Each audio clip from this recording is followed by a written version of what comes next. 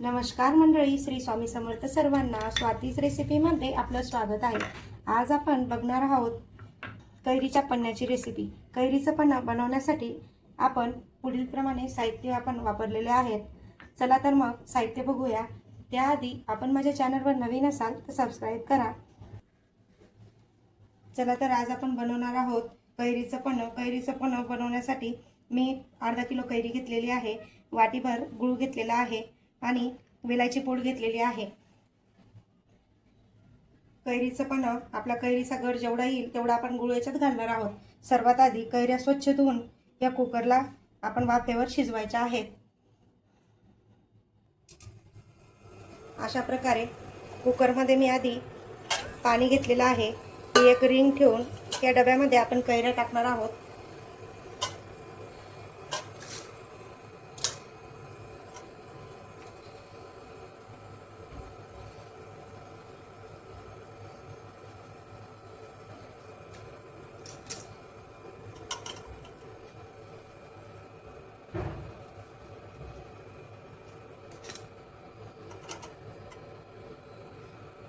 आता कुकर लावून घेऊया.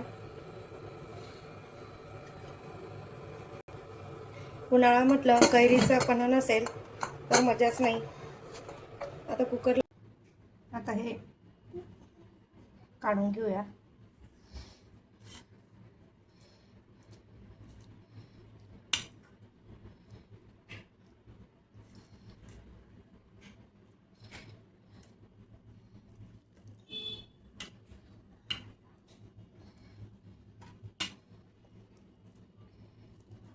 याच प्रकारे या कैरींचंही तसंच काढून घेऊया. वरची साल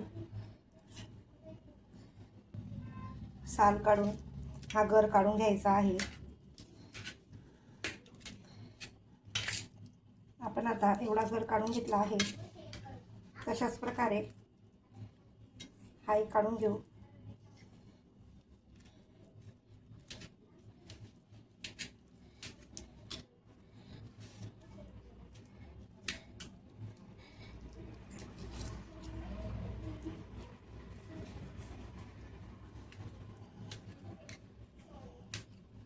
सगळ्या कैऱ्यांचं असाच गर काढून घेऊयात. आता आपलं सगळा गर हा काढून झालेला आहे. आपण याच्यात गूळ टाकणार आहोत.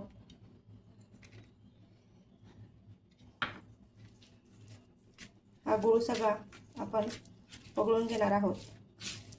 याला मिक्सरमधनं काढायचं नाही आहे. गूळ आणि या कैरीच्या गरला मिक्सरमधनं काढल्यावर त्याचा कलर चेंज होतो. आपल्याला कैरीचं पन्नं करायचं आहे, त्याच्यासाठी आपल्याला पिवळसर रंग येणं फार महत्त्वाचं असतं. मिक्सरमध्ये याला काढलं तर याचा कलर चेंज होतो. पिवळसर कलर येण्यासाठी त्याला हाताने स्मॅश करायचा आहे.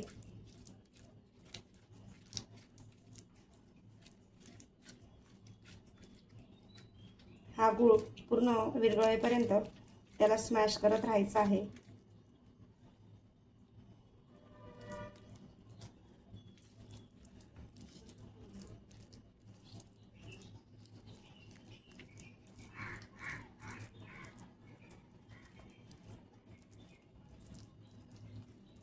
हे बघू शकता किती छान कलर त्याला आला आहे.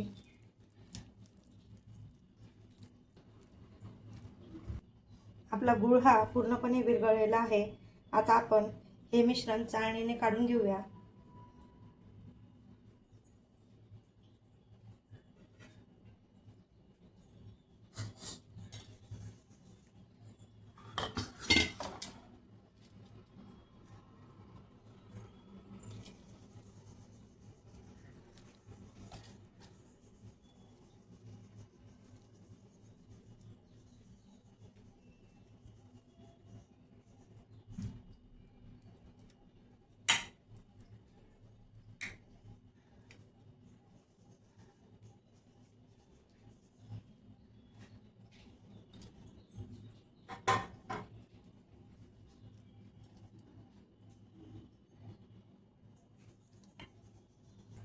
आपण आता याला चाळणीने काढून घेणार आहोत.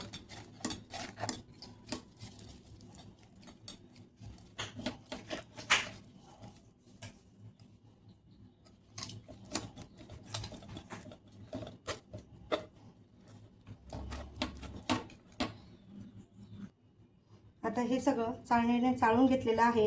आता आपण याच्यात वेलची पूड टाकणार आहोत. छान त्याला मिक्स करून घेऊया वेलची पूड टाकून. आता आपला हा गर आपण 2-3 दिवस फ्रीजमध्ये ठेवला आणि आपण याचं पण करून पिलं तरी चालतं.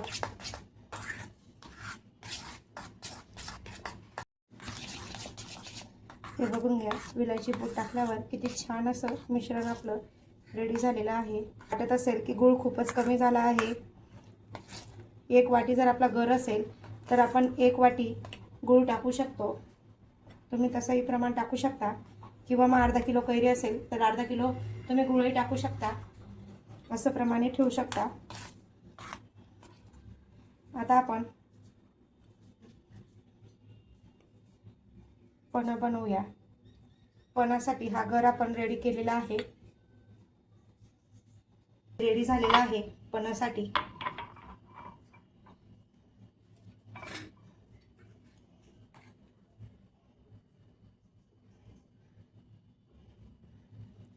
दोन चम्मच गर घेऊया.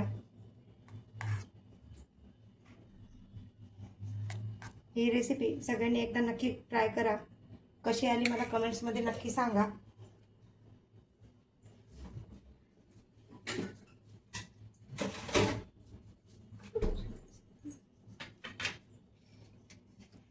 याच्यावरनं टाकूया आपण थंड पाणी.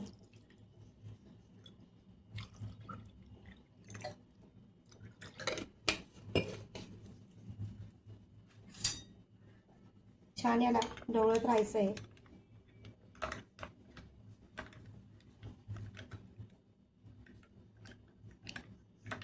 हा गर खराबही होत नाही कारण आपण त्याच्यात पाण्याचा थोडाही वापर केलेला नाही आहे.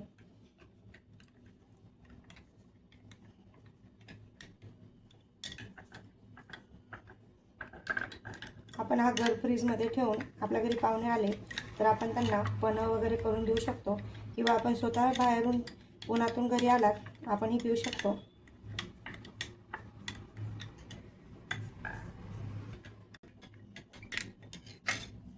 आता आपण याच्यात बर्फाचे खडे टाकणार आहोत. कैरीच्या पन्ह्याची रेसिपी तुम्हाला कशी वाटली कमेंटमध्ये नक्की सांगा. व्हिडिओ आवडल्यास चॅनलला लाईक करा, शेअर करा आणि सबस्क्राईब करा. चला मग भेटूया अशाच काहीतरी नवनवीन रेसिपी सगळं